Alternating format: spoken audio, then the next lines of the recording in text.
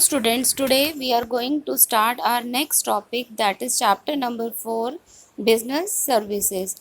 First of all, we have to understand the meaning of business services.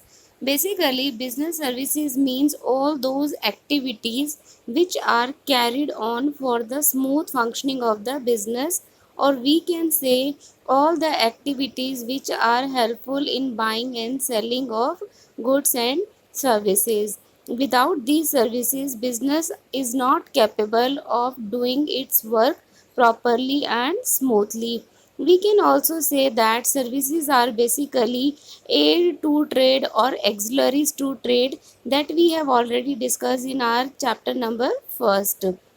So, these services can be classified into different categories like banking, insurance, transport, warehousing, and communication. We are going to discuss these services one by one in this chapter.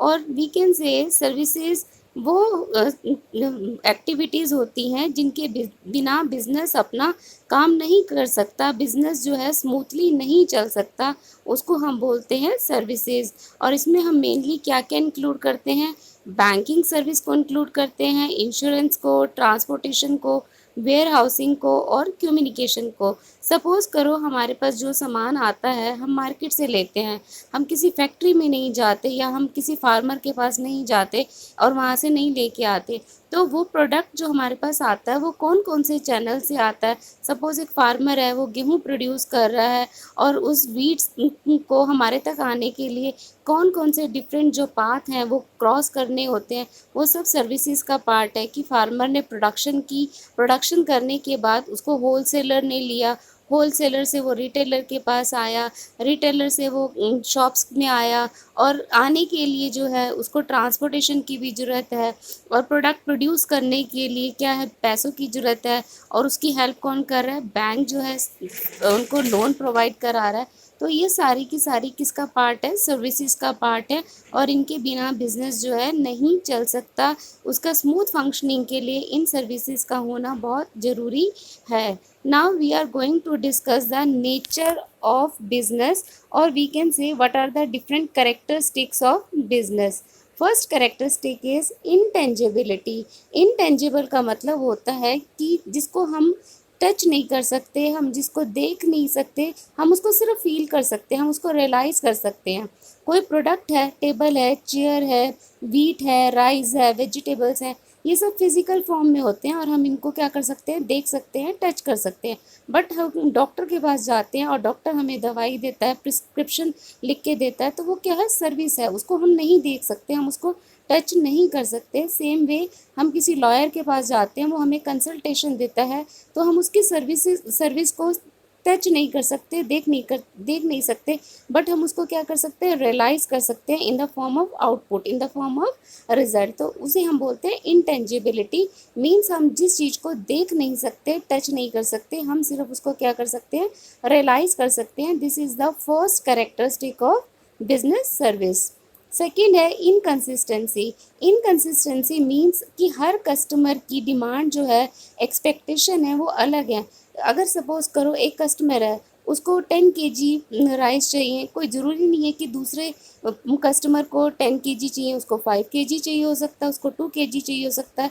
हर किसी की जो requirement है, हर किसी की expectation है, demand है, हर customer की different होती है। किसी को पार्लर की सर्विस चाहिए, किसी को मोबाइल की सर्विस चाहिए, किसी को टीवी की सर्विस चाहिए। So every customer has its own different demand and expectation, that is known as inconsistency. Inconsistency means that are different, that is not same. Third is inseparable. Inseparable का मतलब कि हम उसको अलग नहीं कर सकते। अगर डिमांड है तो सप्लाई भी होगी, प्रोडक्शन है तो कंजम्पशन भी होगी। They work together, they go hand in hand, they go in parallel way. Suppose करो अगर प्रोडक्शन होगी तो कंजम्पशन भी होगी, अगर डिमांड है तो सप्लाई भी होगी। सपोज एग्जांपल है कि एटीएम जो है, एटीएम से क्लर्क की रिक्वायरमेंट जो है आप रिप्लेस कर सकते हैं, बट जो कस्टमर है उसकी रिक्वायरमेंट को हम रिप्लेस नहीं कर सकते। अगर आपको पैसे निकलवाने हैं, आप बैंक नहीं जा रहे, आप डायरेक्ट कहाँ जा रहे हैं, एटीएम पे जा रहे हैं और एटीएम से जाके अपना क्या कर रहे हैं, मनी विड्रॉ कर रहे हैं। सो in this case there is requirement of money and you are withdrawing, the customer is withdrawing the money. There is demand and supply, so these are inseparable. If there is demand, there will be supply. If there is production, there will be consumption, and both go hand in hand, both are inseparable part of each other. Fourth characteristic is known as inventory loss. Inventory loss means जिसको हम services जो है उसको हम future के लिए store करके नहीं रख सकते। लाइक फूड ग्रेन को हमने स्टोर कर लिया, आज हमने 10 किलो अनाज खरीद लिया तो हम पूरा मंथ उसको यूज़ कर सकते हैं, बट सर्विस के केस में ऐसा नहीं होता।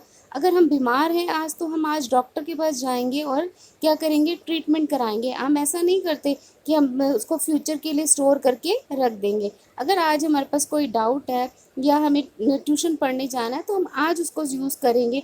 हम उसको ऐसा नहीं कि उसको स्टोर कर लेंगे फ्यूचर के लिए कि फ्यूचर में उसको हम यूज़ कर लेंगे। सो सर्विसेज के केस में हम उसको फ्यूचर के लिए यूज़ नहीं कर सकते, स्टोर नहीं कर सकते।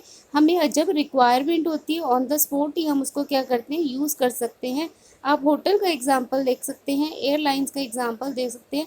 इन केसेस में क्या होता है, अगर होटल की सर्विसेज प्रोवाइड करा रहे हैं तो वो ऑन द स्पॉट प्रोवाइड कराएंगे। वो ये स्टोर नहीं करके रखेंगे कि फर्दर फ्यूचर में डिमांड ज़्यादा होगी तो हम तब सर्विस प्रोवाइड कराएंगे।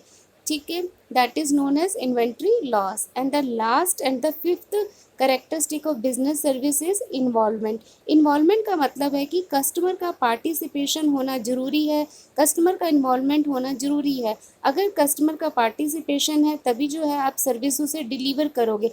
अगर कस्टमर डिमांड नहीं करेगा, उसका इन्वॉल्वमेंट नहीं है, तो आप सर्विस किसको प्रोवाइड कराओगे। आपने फ्री होम डिलीवरी की सर्विस प्रोवाइड करा दी, बट जब तक कस्टमर ऑर्डर नहीं देगा गुड्स का तब तक हम क्या है, उसको फ्री होम डिलीवरी की सर्विस नहीं दे सकते। So there should be participation of the customer is must, or we can say that there should be involvement of the customer, then only the service can be provided. So these are the 5 main characteristic or feature or nature of business services.